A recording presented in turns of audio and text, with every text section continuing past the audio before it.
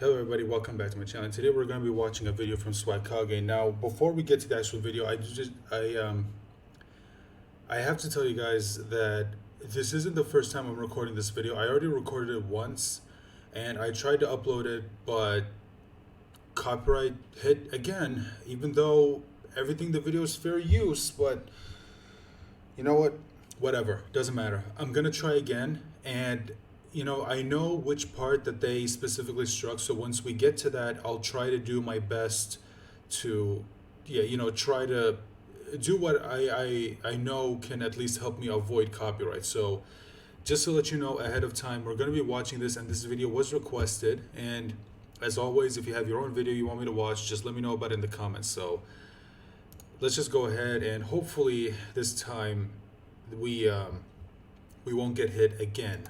Yo, what's going on everybody, Swagkage here, and welcome to today's video where by popular demand I'm going to be ranking the Hokage from strongest to weakest, including all 7 of them from Hashirama to Naruto. There's not really much more explaining than that I need to do, so without further ado, let's just jump right into things. So these bottom 2, Tsunade and Kakashi, are going to be pretty controversial. A lot of people get upset if you rank one below the other one. Okay, before we get to it, so I'm basically going to be repeating myself the entire video. Not repeating the points that I'm going to make in this video, but repeating what I said in the video that I originally recorded. But when I talk about, Kakashi and Tsunade being the bottom 2, personally, I would put Kakashi over Tsunade. I think that he's, after a while, has gotten stronger, personally. Even though I will admit that at the beginning, yes, I would say Tsunade is, you could say, stronger than Kakashi. But I feel like, let's say, in the war arc, and then later on in the Boruto era, I will say Kakashi has gotten stronger than her. That's just my opinion. Above the other. I mean, there's really no way I can position these two on the list without making a whole bunch of people upset. But at number 7, I'm placing Kakashi, not because Kakashi's weak by any means. He's an incredibly talented shinobi. You know, he has all of these accolades that I know for a fact I don't need to repeat. Became both a Jonin and an Onbu at these ridiculously young ages, copied over 1,000 jutsu with his Sharingan, and developed a reputation across the entire world, not just inside of the Hidden Leaf Village, as Kakashi the copy ninja. But he doesn't really have the physical capabilities to position him any higher on this list than at the bottom. He's very impressive, but the problem with him being a Hokage is that he was the benchmark that the audience was supposed to use to gauge the abilities of a Jonin, so I don't think he's quite fit to be Hokage, at least not without one of his Sharingan. He has gotten stronger according to the light novels, and he has some pretty crazy feats there, but I don't think any of it is enough to put him above Tsunade. After Kakashi, of course, we have Tsunade, no surprises here. I don't really think I need to explain her positioning, at least not relative to everybody above her, but the reasons why she's above Kakashi, I mean, they're pretty plentiful. While I don't doubt that Kakashi could probably beat Tsunade in a fight thanks to his superior intelligence, there are plenty of people that I think Tsunade could beat in a fight that Kakashi would just have no chance against. I guess this is a pretty unfair example to use considering Kakashi got significantly stronger between part 1 and the end of the series, but it was made very clear during the first confrontation between Kakashi and Orochimaru in part 1 that Kakashi was well aware he stood no chance against the guy, and both Orochimaru and Kabuto were pretty afraid to challenge Tsunade. Granted, Orochimaru was severely weakened because he'd lost use of both of his arms, but still, Tsunade's also shattered a Susanoo ribcage, blown apart walls with her bare fists, and can put herself in an effective state of temporary invincibility with her use of the 100 healings jutsu. She's the thing is, and I just want to talk about the 100 healings, and again, I already talked about this once, but yeah, the 100 healings does give her a pretty significant advantage, although I do feel like there are probably some things that, the 100 healings won't really be all that effective against. For example, Kakashi, we know, has Kamui, and in the war arc we know that he's gotten a lot better when it comes to using his Mangekyo Sharingan, because he pretty much spammed Kamui all throughout the war, so I guess we can only assume that he's gotten better at utilizing it, as opposed to before where just using it twice put him in the hospital.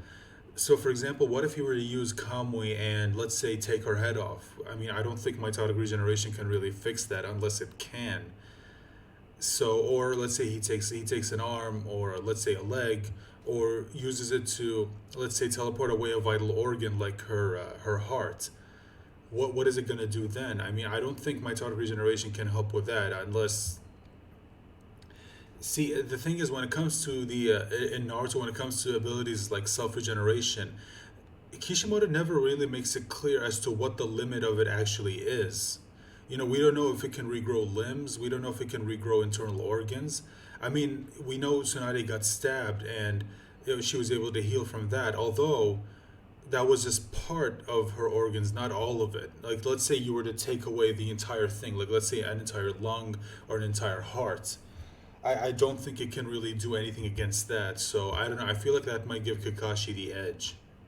She's a really impressive fighter, but not only is she the least powerful of the Sannin, she's far and away, excluding Kakashi, the least impressive of the Hokage. Coming in at number 5, we have Hiruzen. Granted, I might be wrong in Okay, this is the part that got claimed. So until this part specifically ends, I'm gonna be pausing it every now and then to, you know, avoid the copyright. placing Hiruzen here beneath everybody else, considering we've never seen what he could do in Okay, let's just pause for a second. And okay. his prime, but based off of what he was capable of as an old man. Speaking, you know what? Since we're pausing anyway, let's just. I can't really see anything. Let's just go ahead and talk about this. I will say one thing that was pretty damn impressive when it comes to Hiruzen is I think he was the only one who managed to figure out what Obito was using here. You know, the truth-seeking orbs and how it can just nullify, you know, any ninjutsu. And I do think it was pretty damn impressive. And I don't think a lot of people really give Hiruzen credit for that, which is honestly kind of. Here kind of that puts him above Minato, Tobirama, especially not Hashirama. And yeah, he goes on to talk about how it's similar to particle style that's used by, oh god, what's his name? God, he's a Tsuchikage. What's his name? Why am I forgetting his name? Fuck. Or Naruto. He's still incredibly impressive. He allegedly mastered Okay, pause for a second. every single jutsu known to man in the Hidden Leaf Village, and by extension, he's capable of using all 5 basic nature transformations pretty much. Okay, let's just pause for a second. Again, I know this is annoying. I'm sorry, but once this is over, I'll be able to let the video just play out Flawlessly. He's also a master with Yeah. both Genjutsu and Taijutsu. He's True. capable of summoning Monkey King Enma, who I'm not Okay, yeah, I think we should be fully fine from aware of now the on. capabilities of. So I'm sure that goes for pretty much everybody, because what Monkey King Enma could do and could be used for wasn't all that heavily explored. Yeah, But still, Hiruzen's a it's, beast. Even as an old man, he was considered the strongest of the 5 Kage. He was able to defeat the reanimated Well, I still Hashirama think and Hashirama was Tobirama, stronger. though this is due in large part to the severe strength debuff they received. And he yeah. put in a lot 'Cause of remember, work it in was the battle clarified against that the Edo Jubito. Tensei It didn't really is amount not to as much strong because as the Jubito is ridiculous, version but that's still. alive. Above Hiruzen, this is also going to be a bit controversial because a lot of people debate who's stronger than the other between these two, but I am putting Tobirama. Tobirama is incredibly impressive and is Yeah, I without a would- doubt one of the I personally would put Tobirama below Minato. I know that's kind of considered sacrilege among a certain portion of the fandom, but yeah, I would say Minato is probably better than. Is probably better than Tobirama because, you know, I mean, Tobirama has taken a lot of the, a lot of the abilities that were created by Tobirama, and they basically show that he's a lot better utilizing it than even Tobirama himself. Remember, he did state that Minato was better using Flying Raijin than even Tobirama himself, and I think he's even better using Shadow Clones. strongest shinobi to have ever walked the earth, but I don't think he's quite as strong as Minato. Won't spend too much time focusing on that here, though. So this is the guy who created the Shadow Clone Jutsu, Impure World Reincarnation, and Flying Raijin, 2 of which are S-rank jutsu, 1 of which is considered a high-end A-rank jutsu. Even regardless of rank, these are 3 of the most powerful jutsu in the entire series, and all of them have loads of utility. He's also one of the best water-style users in the entire world, and when he wasn't even in his prime, he was able to kill Izuna Uchiha, who was implied to be on par with teenage MS Madara. Like Hiruzen, Tobirama also showed off a bunch of crazy abilities in the battle against Jubito, and even managed to shake the Uzumaki clan hideout just by powering up when Orochimaru released him from the belly That of was the a pretty Reaper. cool Definitely moment, I'm shouldn't not be gonna lie. underestimated. A lot of people like to downplay Tobirama because he got taken out by the Kinkaku force, but that was supposed to be made up of like 20 S-class shinobi, and to they were all remind you S-rank of what an shinobi. S-class shinobi is like, use the members of the Akatsuki as a reference. It's And- not like he was taken out by a bunch of fodder ninjas. And also remember, Ginkaku and Kinkaku were also shown to have possession of Ninetales' chakra, so that in and of itself makes them pretty damn strong. Remember, even a small portion of the Nine Tails chakra can make someone incredibly powerful. I mean, it's insane what the Nine Tails could do, and I don't think it's just the Nine Tails. I think it's any tail-based chakra, but the Nine Tails in particular, a small portion of its chakra can make someone exponentially strong. I mean, just look at what happened with Naruto. Just a small portion of his chakra made people just piss their pants. It's just like Chunin or even Jonin. No, nothing like that. Tobirama's really strong. Don't get it twisted. Next, above Tobirama, we have Minato. Now, sometimes I wonder, with his QB Chakra mode, if Minato would be able to go up against Hashirama, but I don't think he's quite strong enough to. Even despite his ability to use the Shadow Clone Jutsu, the Rasengan, and the Flying Thunder God technique, all in combination with one another pretty effectively, I might add. I don't think having... Hold on, this is also a clip. Even though this didn't get claimed in the video, I'm still going to try to be careful here. A giant fox avatar would be enough to take out the god of Shinobi Hashirama. No, I don't think it will. But that's not to say Minato isn't strong. No, Minato is strong. He is. I mean, this is only... when you compare him to someone like Hashirama, it's... anyone can look weak, honestly.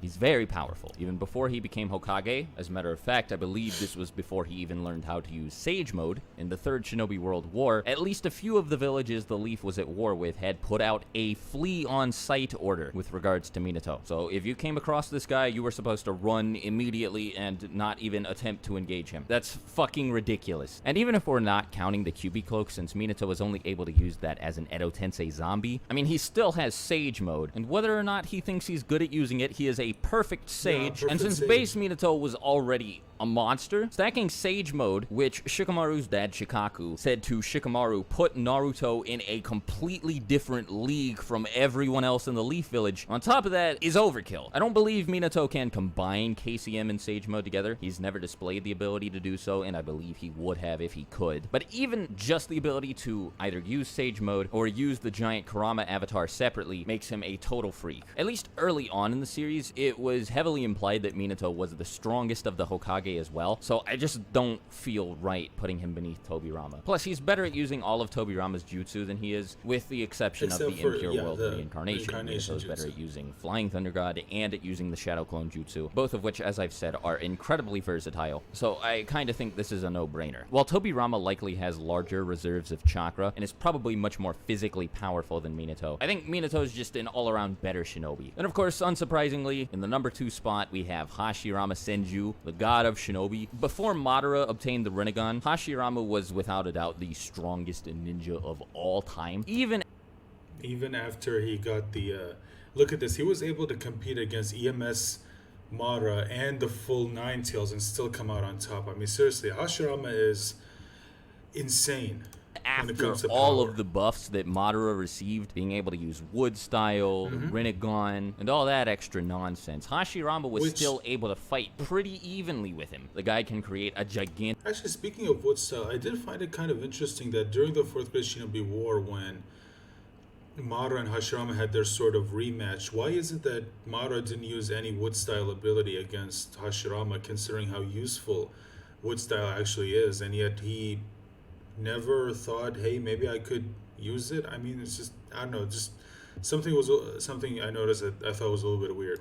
Gigantic 1,000-armed Buddha statue. Everybody in the world is itching to get their hands on his DNA so they can be as strong as he was. I mean, Yamato is considered one of the Leaf's greatest assets just because he can use Wood Style, not even at the same level as Hashirama can. The guy is absolutely nuts, and his hype and showing speak for themselves. The same can be said about the guy in the number 1 spot, Naruto Uzumaki. I mean, after he got Sage of Six Paths powers, he was propelled into a completely new tier of power. There is nobody on this list beneath him that could even try to compete with him. And I'm pretty sure that Naruto could solo all 6 other Hokage if they were working together against him if he wanted to. I mean, the guy can fly, he has access to Sage Mode, KCM with Sage Mode. The series likes to dance around this, but he's still capable of using Six Paths Sage Mode. He has the Rasen Shuriken, Tailed Beast Bomb, Tailed Beast Ball Rasen Shuriken, Super Mini Tailed Beast Ball, Super Mini Tailed Beast Ball Rasen Shuriken, Magnet Release, Lava Release, Boil Release, all 5 base basic natures, shadow clones, an arm forged from Hashirama's DNA.